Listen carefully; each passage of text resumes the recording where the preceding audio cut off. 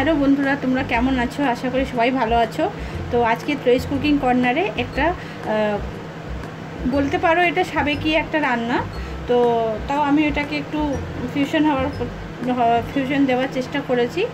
তো ঠিক আছে, তো দেখে নাও তাহলে প্রথমে এর জন্য কি করব। তো প্রথমে আমি একটু কড়াইতে সর্ষের তেল নেব।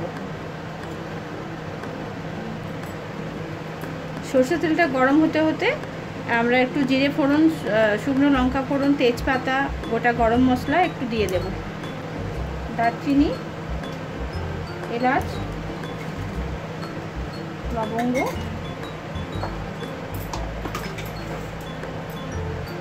শুকনো লঙ্কা একটা ছিঁড়ে দিলাম, একটু জিরে ফোড়ন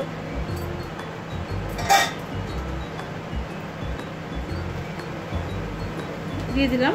এরপরে আমি পেঁয়াজগুলোকে দেখো স্লাইস করে কেটে রেখেছি। তো ওইগুলো আমি একটু পেঁয়াজগুলো ভাজা ভাজা করে নেব।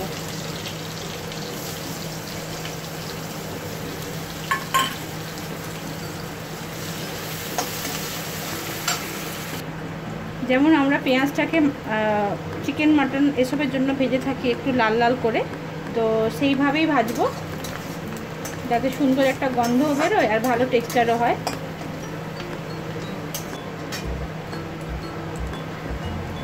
দেখো পেঁয়াজটা ঠিক ভাজা হয়ে গেছে লাল লাল করে, এই যে। এরপরে আমরা কি দেব, আদা রসুন শুকনো লঙ্কা আমি বেটে রেখেছি, এই পেস্টটা জাস্ট 2 চামচ দিলেই হয়ে যাবে। দিয়ে ভালো করে তেলের সাথে কষাবো।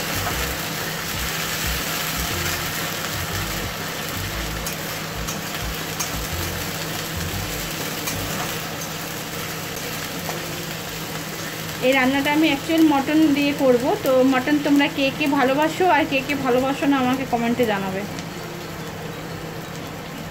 আমি চিকেন মটন দুটোই ভালোবাসি।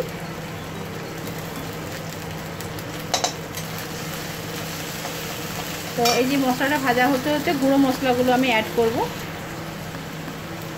যেমন ধরো হলুদ গুঁড়ো, জিরে গুঁড়ো আর ধনে গুঁড়ো।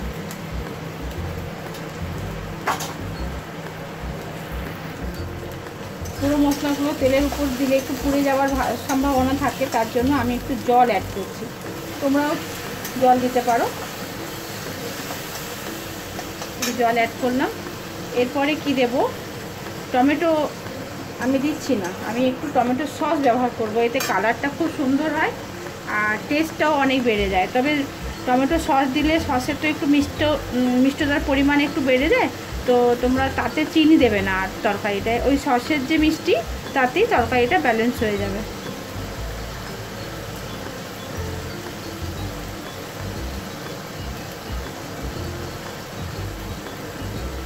তিন চামচের মতন একটু টমেটো সসটা দিলাম, দিয়ে মশলাটা ভালোভাবে কষাবো।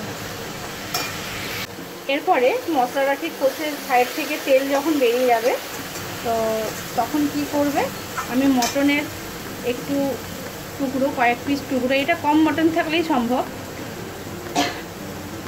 এই মটনটা আমি এর মধ্যে দিয়ে দেব।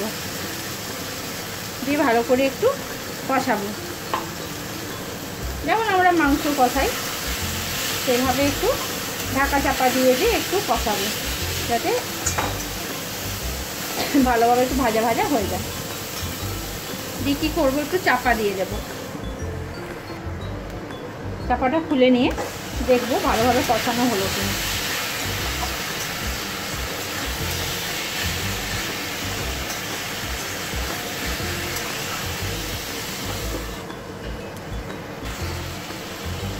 দেখো কত ভালো কষানো হয়ে গেছে। এই কষানো হয়ে যাওয়ার পর আমি আগের থেকে ছোলার ডালকে একটু ভিজিয়ে রেখে দিয়েছিলাম, এইটা আমি এর মধ্যে দিয়ে দেবো।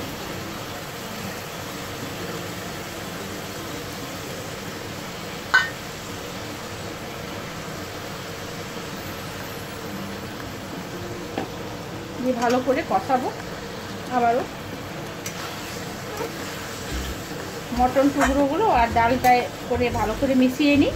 মিশিয়ে নিয়ে একটু কুকারে দুটো সিটি দিয়ে দেবো, তাহলে সময়ও বাঁচলো, খাবারটা ভালো সেদ্ধও হলো।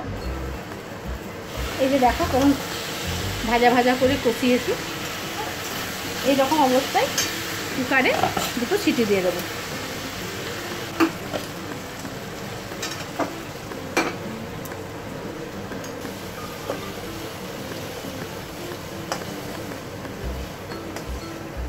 সিটিটা পড়ুক, তারপর দেখাচ্ছি তোমাদের।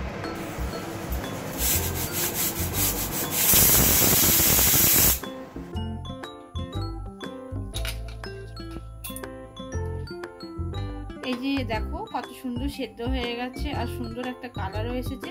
এরকম অবস্থায় আমি একটু হালকা সাই গরম মশলা অ্যাড করে দেব। এখানে আমি একটু সাই গরম মশলাটা দিলাম, খুব ভালো একটা ফ্লেভার আসবে, খেতেও খুব সুন্দর লাগবে। তোমরা এভাবে বানিয়ে বাড়িতে দেখো, খুব ভালো হয়। ভাতের সাথেও খেতে পারো, রুটি পরোটা যার যা খুশি, আমি রুটির সাথেই নেব। তো এই দেখো